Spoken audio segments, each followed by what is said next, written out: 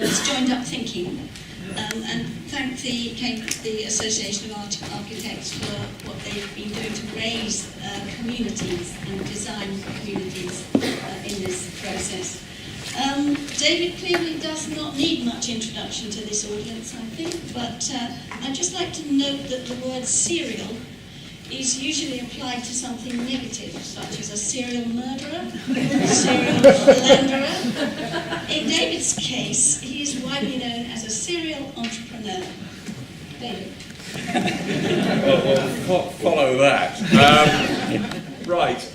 Well, I'm one of the few. This is one of the few presentations when I've actually felt slightly nervous about getting in front of an audience like this, and the reason is.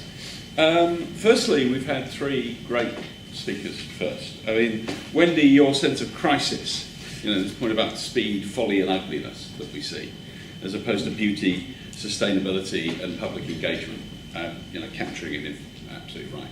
And the applause that Nikki got for saying 20 years' time. In 20 years' time we look back on this and we wonder if we have failed, right? We should have done something. And then Tom's point about the strategic definition, this one chance that we have to do something really serious, and pointing out that the city has grown or doubled over the last 100 years. Now I'm going to be a messenger about something which I'm sure most of you are going to find deeply, deeply unpleasant.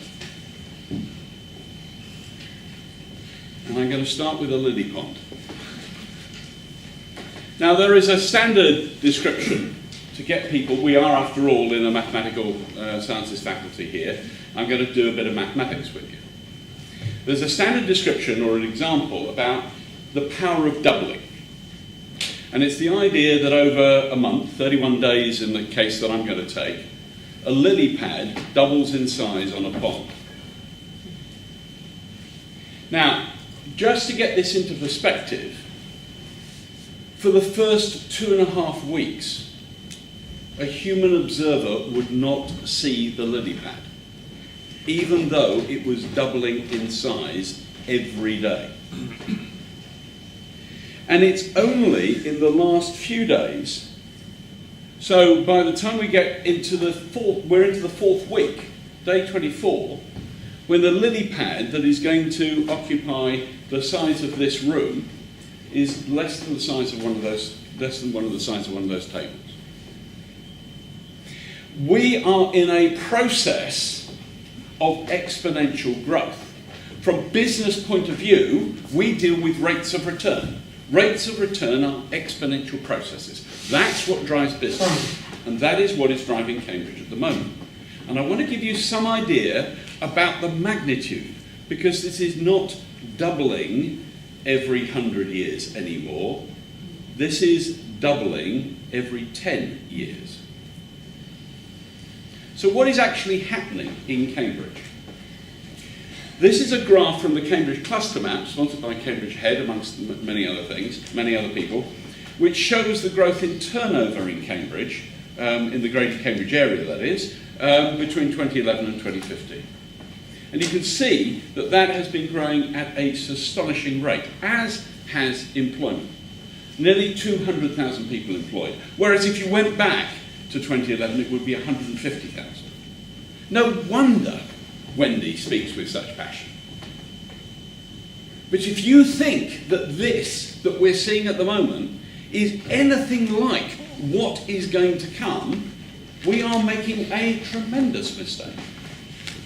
And I do not believe for 1 minute that little guided buses or any small projects will in any way stop business continuing, because business will get to an equilibrium position, will continue with momentum, and will tolerate conditions that we would find absolutely unimaginable. You have to understand what is going on. You shoot me afterwards as the messenger, that's absolutely fine. But let me just give you an example of what's going on. 200,000 jobs, 33 billion turnover, 22,000 companies. We're growing at 7% a year. No city in the United Kingdom, apart from Bradford in the 19th century, has ever got anywhere near that. We have generated 15 $1 billion companies. Matt Hancock, the Secretary of State at DCMS, recently boasted in a Telegraph article that London was the tech centre of Europe. It had 13, 2 fewer than us, $1 billion companies. They're 50 times our size. We have more companies with over £50 million turnover than Greater Manchester. Now, it doesn't look like it when you wander around in this nice, peaceful, medieval city, filled in the summer, of course, with tourists. But that is what is going on. And it's because we've got twice as many startups per head as the next best city in the United Kingdom. And they last for longer, and they turn out to generate billion-dollar companies. Arm, if you distributed the value of Arm, as bought by SoftBank, to every man, woman and child in Cambridge, it amounts to £200,000. Now, if you want an explanation, in part, of why house prices are as they are, then you can see it. How does Cambridge work? I'm going to point out a few odd names on that you won't have seen. Did you know that Subway has its European headquarters in Cambridge? Did you know that Spotify does all its customer support in Cambridge? Illumina, sitting in the middle there, would have been, in my opinion, a company of the history books, had it not bought Solexa, which is a company in Cambridge, and become the giant of gene sequencing in the world. And there are many others on that list. And there are many other points, the number of points that I want to make about the fact that that is not just large companies coming into Cambridge. We've homegrown them, and we have support networks like Cambridge Ahead, like Cambridge Network, like Cambridge Angels, all of which operate as an ecosystem. That is unique. It is unique. The nearest thing that there is anywhere on the planet that gets near it is Silicon Valley. Well, Silicon Valley has a different kind of scale, but if I were going back to the 1930s and showing you a picture of Silicon Valley, you would see orchards.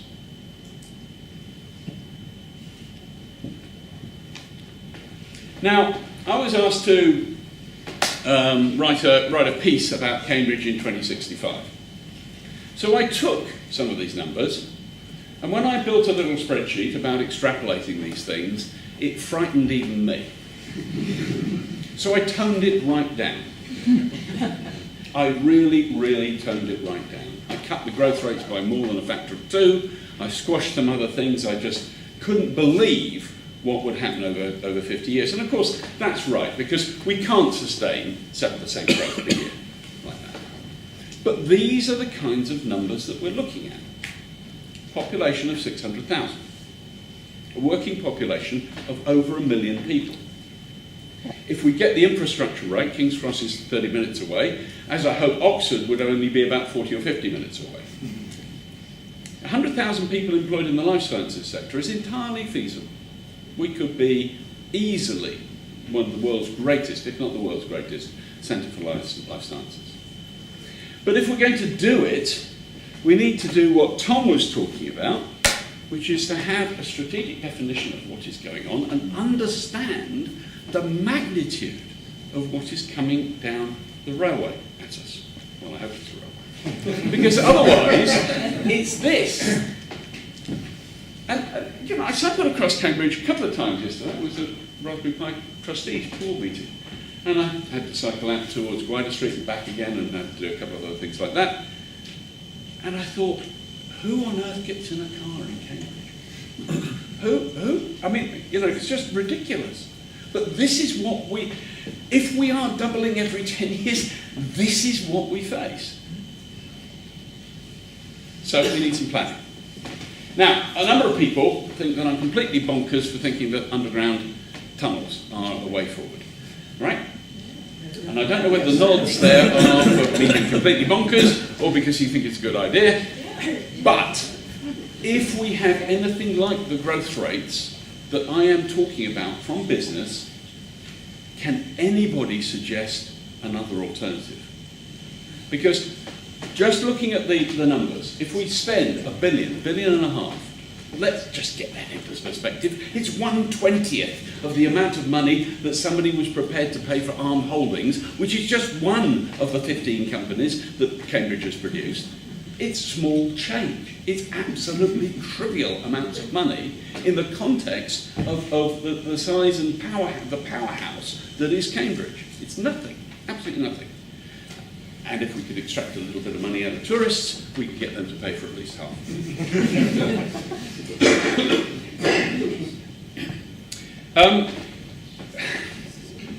Ian Mather first used this. And I've taken his quote, it's a supposedly ancient Greek proverb, and changed it slightly. So society grows great when old men plant trees whose shade they know they shall never suckle. This is the moment. We need to be thinking 50 years ahead. We need to understand that despite Cambridge's underlying modesty, we're not showy people.